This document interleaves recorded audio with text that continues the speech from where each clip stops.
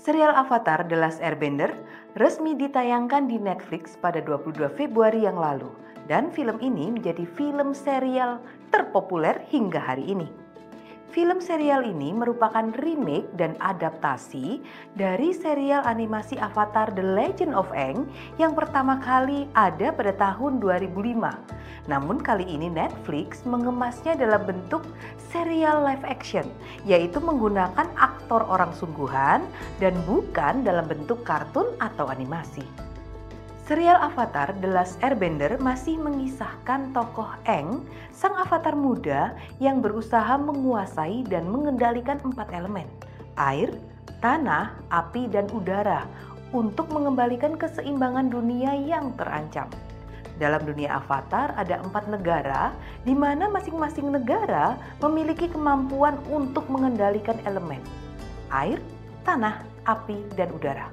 Seorang avatar bertugas menjaga keseimbangan keempat elemen tersebut agar tercipta keharmonisan dan kedamaian di antara 4 negara. Namun, pada saat menanti kemunculan avatar baru, negara api membasmi para pengendali ketiga elemen lainnya di masing-masing negara untuk memupuskan harapan dunia akan hadirnya avatar baru. Dalam keadaan inilah, Aang, seorang pengendali elemen udara berumur 12 tahun yang memang ditakdirkan menjadi avatar baru, hadir dan berjuang menjadi penyelamat dunia. Dengan format animasi dan tokoh utamanya adalah anak kecil, maka serial animasi ini memang ditujukan bagi anak-anak. Namun, dalam perkembangannya, serial animasi ini juga disukai dan dinikmati oleh semua kalangan umur. Karena selain menghibur, tema-tema budaya, spiritualitas, dan filsafat dunia timur sangat kental, sehingga menarik untuk diikuti.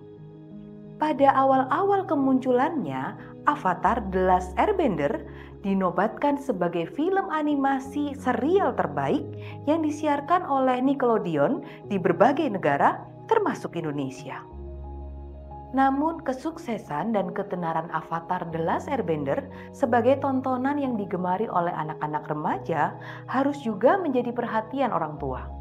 Kentalnya pengajaran spiritualitas dan filsafat dunia timur di sepanjang serial Avatar The Last Airbender bisa saja membentuk pola pikir mereka tanpa disadari. Oleh karena itu, anak remaja harus diajarkan cara menonton film dari perspektif iman Kristen, yaitu perspektif penebusan. Dalam setiap kisah selalu ada konflik antara kebaikan dan kejahatan. Dan di dalam konflik tersebut akan selalu muncul tokoh penebus yang memperjuangkan kebaikan. Demikian juga di dalam film serial Avatar. Dalam hal ini, konflik terjadi antara negara api dengan negara-negara elemen lain yang ingin mempertahankan keberadaan mereka dan keseimbangan elemen. Dari konflik ini, Aang sebagai avatar yang dinantikan muncul sebagai tokoh penebus yang akan memperjuangkan kebaikan tersebut. Walaupun berlatar belakang budaya dan ajaran-ajaran agama Buddha dan Hindu, dalam perspektif penebusan Avatar The Last Airbender sebenarnya memiliki banyak kesamaan dengan ajaran kisah-kisah Alkitab. Kesamaan-kesamaan ini seolah-olah merupakan ilustrasi dari pengajaran Alkitab dan merujuk kepada Tuhan Yesus sebagai Mesias. Pertama, kemampuan mengendalikan elemen merupakan ilustrasi karunia roh. 4 elemen dalam Avatar The Last Airbender merupakan filsafat atau teori elemen pembentuk bumi yang sudah dipercaya sejak zaman kuno.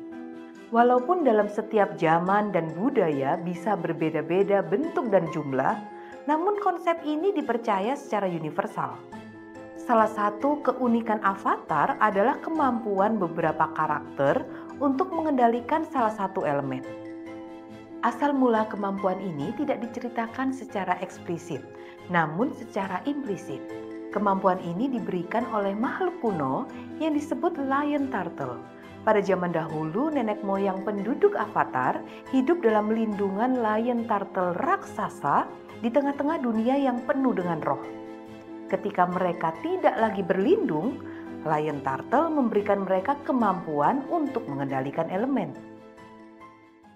Konsep ini merupakan ilustrasi dari karunia roh yang banyak dibicarakan oleh Rasul Paulus.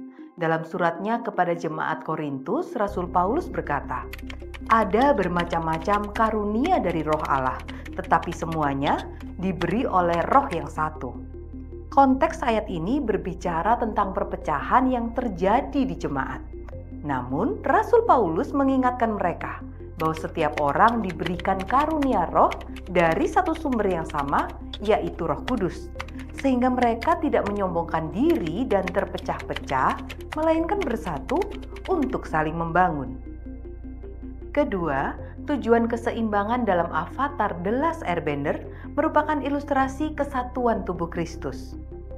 Tema besar dari avatar The Last Airbender adalah menciptakan keseimbangan agar kedamaian dapat terwujud.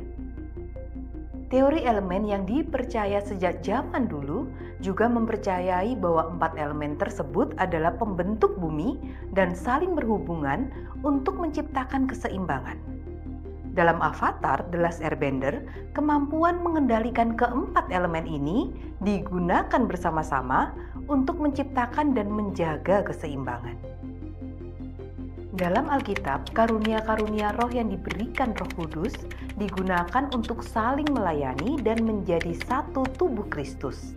Terkait dengan macam-macam karunia roh, Rasul Paulus melanjutkan dengan berkata, "Semua anggota itu, meskipun banyak, merupakan satu tubuh."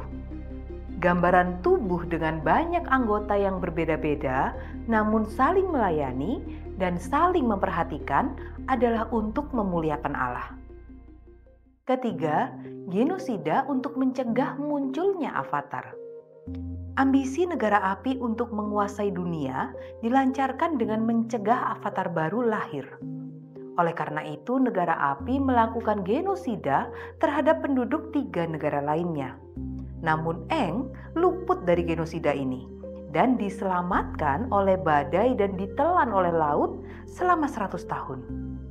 2 teman Eng pun memiliki pengalaman yang serupa. Sokka dan Katara diselamatkan oleh ibunya ketika negara api melancarkan genosida ke negara air. Kisah genosida dan penyelamatan Eng, Sokka, dan Katara terasa tidak asing bagi kita. Alkitab mencatat kisah yang hampir mirip. Genosida yang dilakukan oleh negara api untuk mencegah lahirnya avatar baru merupakan ilustrasi dari pembunuhan bayi-bayi oleh Mesir dan Romawi pada masing-masing zaman.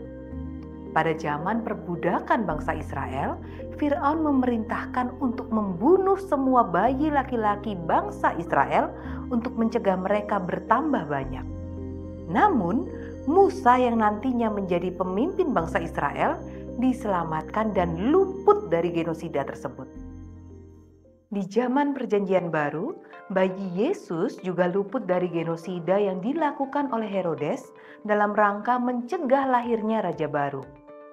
Bahkan kisah Eng yang ditelan dan diselamatkan oleh laut juga mirip dengan kisah Yunus yang ditelan dan diselamatkan oleh ikan besar dari badai. Keempat, sosok avatar merupakan ilustrasi sosok Mesias. Sosok avatar merupakan penyelamat yang dinanti-nantikan oleh orang-orang untuk membawa keseimbangan dan kedamaian di dunia. Dalam hal ini, sosok avatar merupakan gambaran dari Tuhan Yesus sebagai Mesias yang dijanjikan oleh Allah dan terus dinanti-nantikan kedatangannya oleh bangsa Israel. Namun dalam banyak hal, supremasi dan finalitas Tuhan Yesus sebagai Mesias dan Juru Selamat melampaui avatar. Misalnya dalam avatar The Last Airbender, avatar akan mati dan rohnya akan berinkarnasi menjadi avatar lagi dengan kemampuan mengendalikan elemen yang berbeda dari avatar sebelumnya. Jadi avatar terikat dalam siklus inkarnasi terus-menerus dan akan mempelajari dari awal untuk menguasai dan mengendalikan keempat elemen. Namun Tuhan Yesus tidak terikat dalam siklus inkarnasi yang terus-menerus.